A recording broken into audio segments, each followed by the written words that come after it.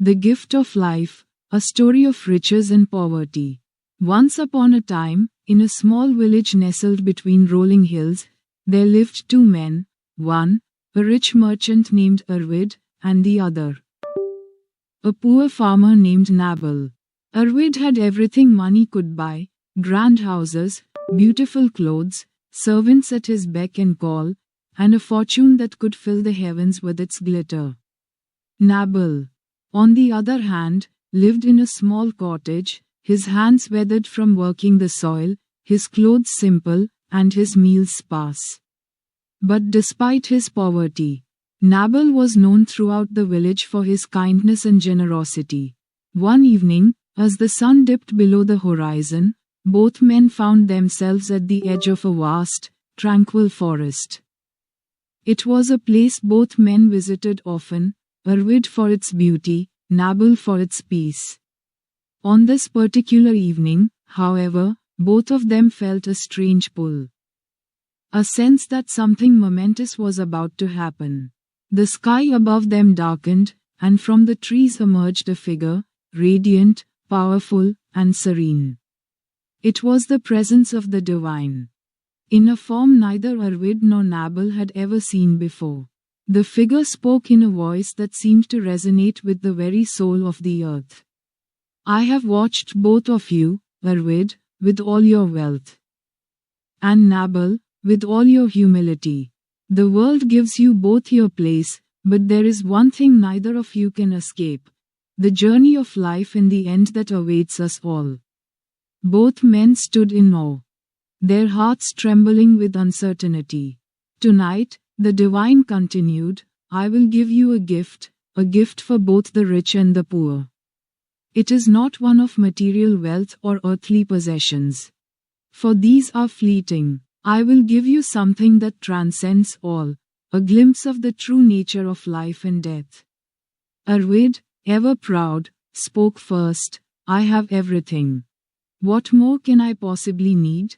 Nabal, humble and wise in his simplicity, said nothing but bowed his head in reverence.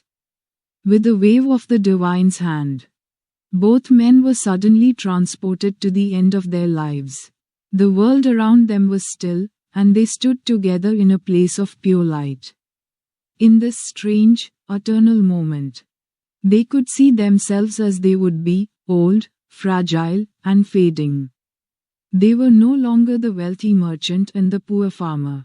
They were simply two souls, standing side by side, awaiting the final chapter. The divine spoke once more, you both will leave the same way, not in the grandeur of riches or the hardship of poverty. What you have in this world, what you have built, will mean nothing at the moment of your passing. The only thing that endures is the love you give, the kindness you spread, and the peace you bring to the hearts of others. As they stood there, the world around them seemed to vanish, leaving only the truth that bound them. Arvid's riches, once so important, had faded into the background.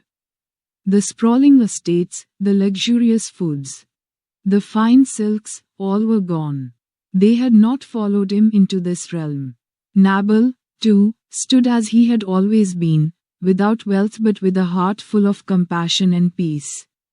The divine continued, Arvid, your wealth has provided you much in the way of comfort, but in the end, it is love and compassion that matter. Nabal, your poverty has taught you humility, but it is your spirit of kindness that will transcend all things. Both of you have the same gift to give, a life well lived.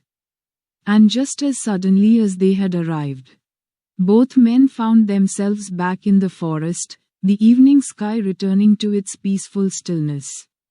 The divine was gone, leaving only a profound silence behind. Arvid stood still for a moment, then spoke softly, almost to himself, I have lived seeking more riches, more comforts. But now I see, it is not what I have that matters. It is what I give, what I leave behind. Nabal, with a peaceful smile, nodded. Yes, we are all just passing through this world. The true wealth lies in how we touch the lives of others, in how we leave love behind. From that moment onward, Arvid's heart was filled with a new sense of purpose. He gave generously to the poor, shared his wealth, and sought to bring joy and peace wherever he went. Nabal, too, continued to work the land. But now he did so with a greater understanding of the impermanence of life, living each day with gratitude and love. As both men grew old and approached the end of their lives, they no longer feared what was to come.